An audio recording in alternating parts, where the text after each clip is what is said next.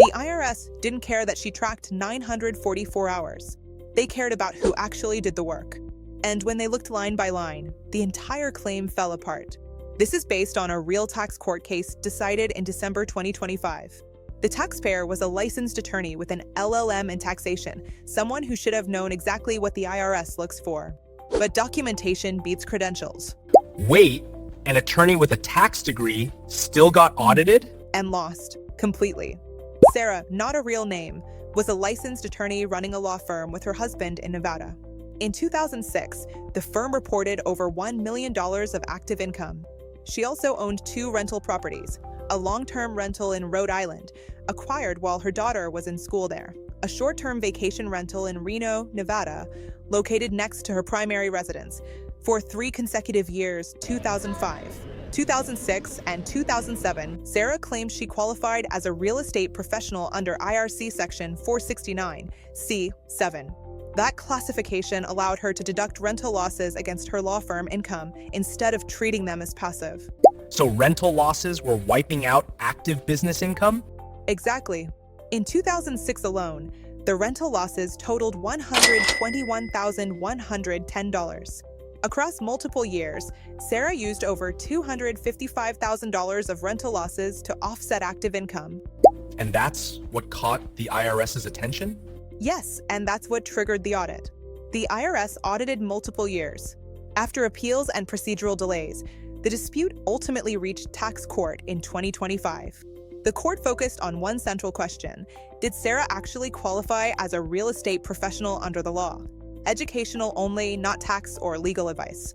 Facts preserved, names fictionalized. Always consult your CPA. Sarah's position was straightforward. To qualify as a real estate professional, you need 2 things: more than 750 hours in real estate activities where you materially participate, and those hours must be more than 50% of your total work time. Sarah claims she spent over 750 hours managing her 2 rental properties in 2006. She kept logs. She responded to tenant emails. She managed bookings for the vacation rental. She supervised maintenance. She believed the hours were there. She believed she materially participated. And she believed that meant her rental losses could offset her law firm income, dollar for dollar. So she had the logs. She hit 750 hours. What's the problem? The IRS said, prove it wasn't someone else doing the work. The IRS didn't audit the dollar amount. They audited the story behind the hours. And they did it property by property. Property 1, Rhode Island. For the Rhode Island property, Sarah claimed 316 hours of work in 2006. But the IRS noticed something immediately. What was it? She was paying her daughter $500 per month, $6,000 per year to manage the property.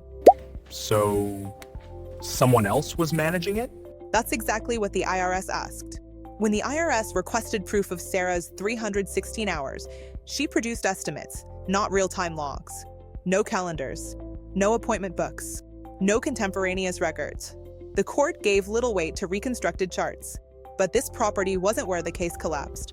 Property 2, Nevada. The Nevada property was a short-term vacation rental.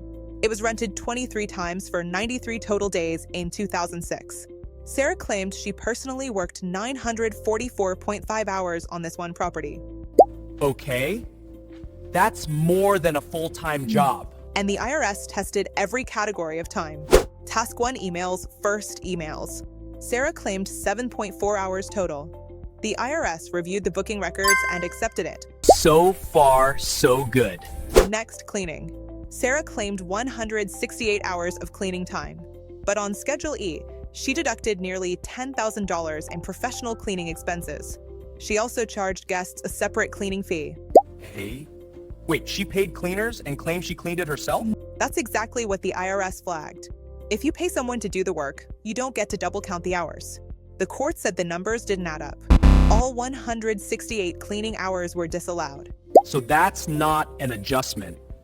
That's a wipeout. Exactly. The next task is where the audit shifted. The IRS wasn't questioning Sarah's intent. They were questioning who actually did the work. Task 3, site management. This is where most of the hours were claimed.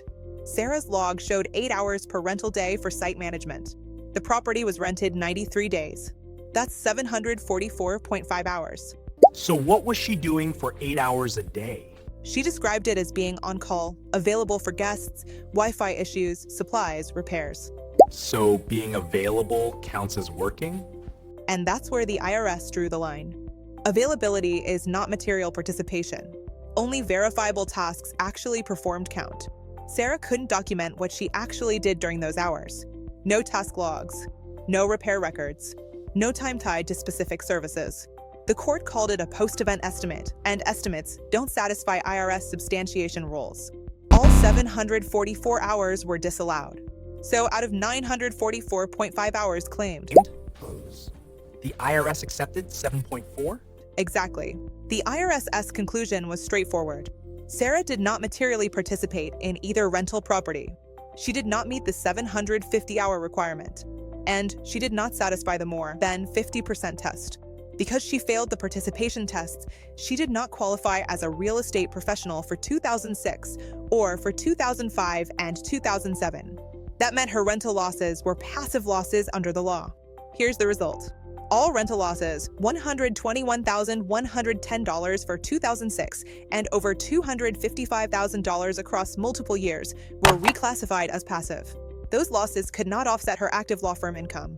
They were suspended and could only be used against future passive income or when the properties were sold. So the IRS wiped out $250,000 in deductions? Completely. Here's what's counterintuitive about this case. The IRS didn't care about the log itself. They cared about whether the log reflected reality.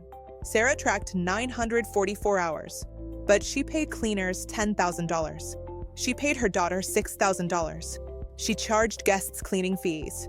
The IRS didn't challenge whether Sarah wanted to work 744 hours. They challenged whether she actually worked them or whether someone else did the work while she claimed the hours. So you can't just write down hours if someone else is doing the work? Correct. The IRS audits the substance, not the log.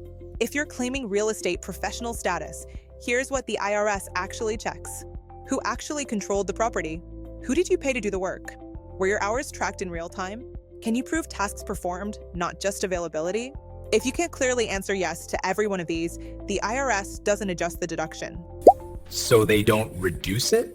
They disallow the entire claim. This case doesn't mean you can't qualify as a real estate professional. It means the IRS will verify the claim, not simply accept it. The rules are clear. 750 hours. Material participation. Contemporaneous records. What's not negotiable is proof. So should most people just avoid claiming this? No, you should claim it only if you can defend it from day one, with records that match reality, not reconstructions after the fact. Now you've seen how the IRS actually evaluates these cases. That lets you make a calm decision.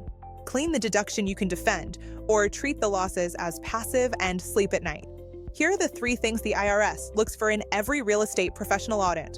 1. Real-time logs, not reconstructed estimates. 2. No double claiming work you paid others to do. And 3. Actual hours worked, not hours available. Miss any one of these and the deduction doesn't get reduced. It gets eliminated. If this breakdown helped you understand how the IRS actually decides these cases, you'll want to follow IV Smart Tax. At IV Smart Tax, we break down real IRS audit cases, step by step, so you can see how the IRS thinks before they audit you. Because the best tax strategy isn't claiming the biggest deduction. It's claiming the deduction you can defend. Exactly.